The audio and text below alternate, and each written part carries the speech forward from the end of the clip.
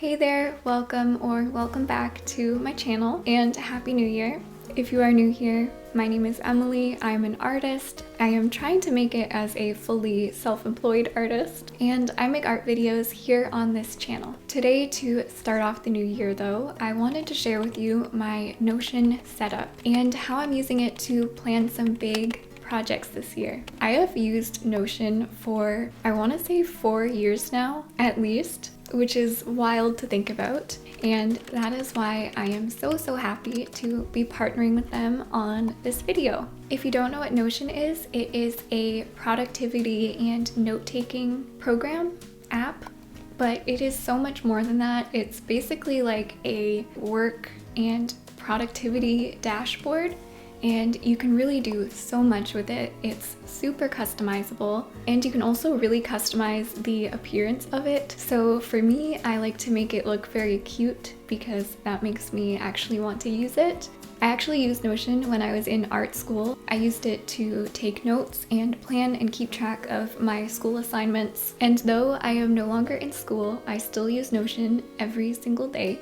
Also, it's free. As an individual using Notion, it is completely free. If you are a bigger business using Notion, you can upgrade your plan so that you can have, a bunch of employees on the workspace. And you can also pay to add AI to your Notion, and we will talk about that a little bit later. Another really great thing about Notion is that you can use it on your computer, on your phone, on your tablet. I personally use all three, especially my phone and my computer. I am constantly adding things to Notion on my phone when I am out and about. It's really great because when I come home, there it is on my computer. Okay, so without further ado, let me show you my Notion. Okay, so let's take a look. Here we have my dashboard. It's sort of like the hub of everything. I like to keep it pretty simple. I think in the past I had a more complex Notion setup, and I just came to realize that I like something cleaner, more simple, and just exactly what I need and nothing more. But the cool thing about Notion is that you can make it as complex or as simple as you like it, so you can play around with that. But on my dashboard here, I just have a Howl's Moving Castle header, which just makes me happy, makes me want to spend time here. And then I have a little quote, an Oscar Wilde quote that says, "With freedom, books, flowers, and the moon, who could not be happy?" Oscar Wilde is one of my favorite authors, so it's just nice having that there. And then over here, I have a very simple, limited navigation bar of the pages that I visit most often. So I have my content calendar, the 2024 planner, my all the lists page, and my video ideas page. So over here further on the left is the Notion sidebar, and here you can save pages as your favorites. So for example, this dashboard is a favorite, and you just go up here and you click this star. So there, it was removed, but we can add it back. So this has a few more items than my navigation. And so I can close this there, and I still have access to my most important pages. So here I have a little database. So Notion's really cool because they have a bunch of different types of databases that you can use to fit your needs. And here I just have one for my YouTube content. So I usually have multiple videos on the go. That's just what works best for me. And to keep track of what videos I'm working on and what stage they're at, this database, this is a board view, and I'll tell you a little bit more about the different views in a second. And it's simply what it sounds like. So for example here, Notion video, I can move that over to filming. It's a very simple drag and drop sort of thing. And after I finish filming this and start editing it, I can move it over to editing. And then when it's posted, I can move it to done. And then eventually I just delete the done ones because it served its purpose. But there is something satisfying about putting them in the done column. So as I mentioned before, there are different database views. So you can have the same data show up in different ways. So for example, here I have a table view as well. So this just shows the same information. The table has a little bit more information. So we've got the title, the status, due date, publish date, little notes, and then if it's sponsored or not. And if I delete this view, I can show you how I made that. It's very simple. You just go over here. This is the add new view button.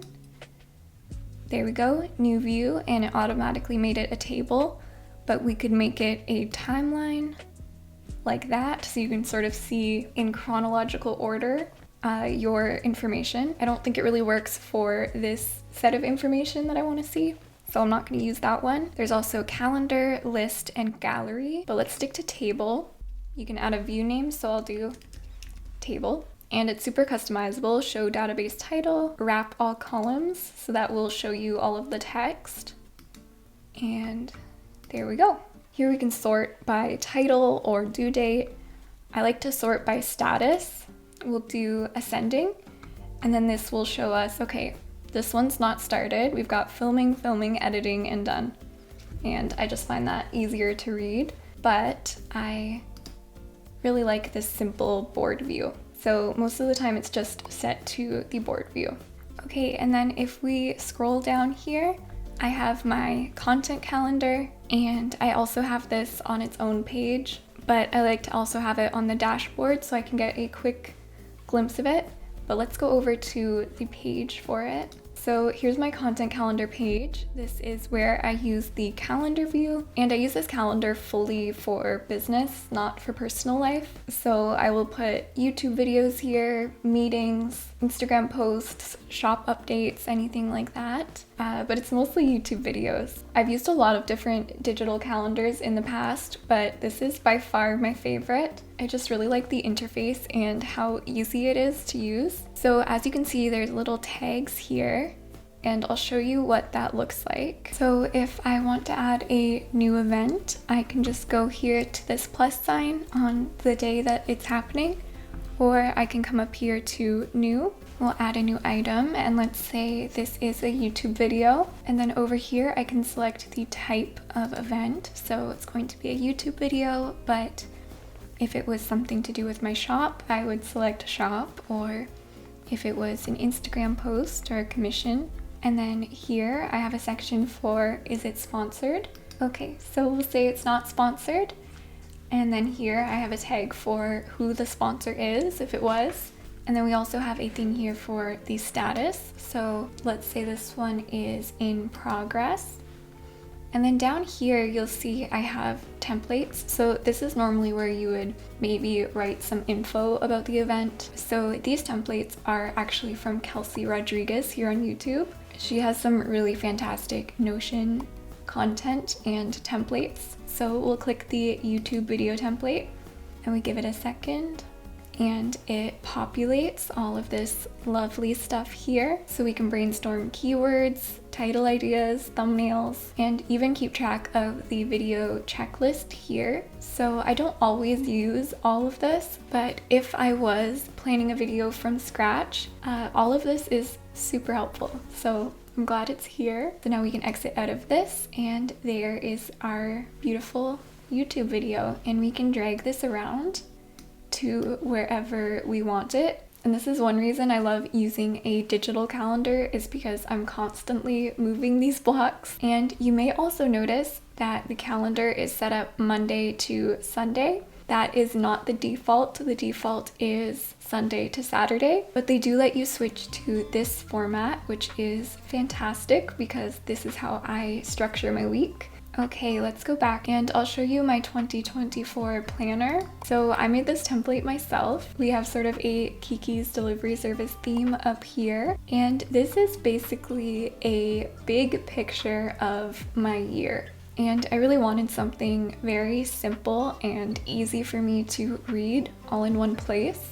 A lot of people use Notion for daily and weekly planners, which I have done in the past and it is great. But recently I've been using a physical planner for my day-to-day tasks, but I use it in conjunction with Notion so that I can see, the big picture of what I want to accomplish. And I just found that I couldn't really achieve this in a physical planner because there's no way I can, plan for October right now in January and not move stuff around by then. So in a physical planner, once again, it would be a lot of crossing out, and it would just be this whole big thing where here I can drag and drop things around. Stuff is constantly going to move around because, you know, something that I didn't get to in January, I can move over to February and it's easy peasy. So let me tell you a little bit about this. So up here we have my yearly goals, and it's in this nice little section that we can collapse if we just want to focus on the months. But if I open this up, we have it sectioned into projects, art goals, content goals, personal goals, and milestones. So in projects, we have things like a big shop update or starting a Patreon or creating a class. So things that I would really like to accomplish this year. And then over here we have art goals. So things like, you know, I want to practice watercolor more this year, and I want to get back into my oil painting practice. I apologize for my voice. It is so dry and cold here. So content goals. So this is how much I want to post on YouTube and Instagram. And then we have personal goals and milestones for YouTube subscribers and Instagram followers. So down here we have all of the months, and I have them color organized into quarters. So we have Q1, Q2, Q3, and Q4. So if there's anything I didn't get done in Q1, then I can push off to Q2. It's nice and easy to read. And I also made these collapsible, so when January is over, if I don't want to look at her anymore, I can close that, but we will keep that open. And the cool thing is that for, say, these projects or even art goals, I can duplicate one of these lines and I can drag it to whatever month I think I will try and accomplish that. So let's say we're gonna do this in May. It's nice and easy. And even though there are some lofty goals in here, being able to spread them out throughout the year makes them seem a lot more achievable and not overwhelming myself by having all of those ideas floating around in my head and being like, which one do I work on right now? I can tell myself which one to work on right now, and I don't have to worry about this other one because it has its own time and place. I will have these templates available for you down below, by the way, if you want to use them for yourself. And of course, you can customize them however you want. So I'm going to show you how I would go about making a page. So I would come down here to private and add a page. And then over here, we can start with an empty page or a template. So Notion has tons of templates to choose from.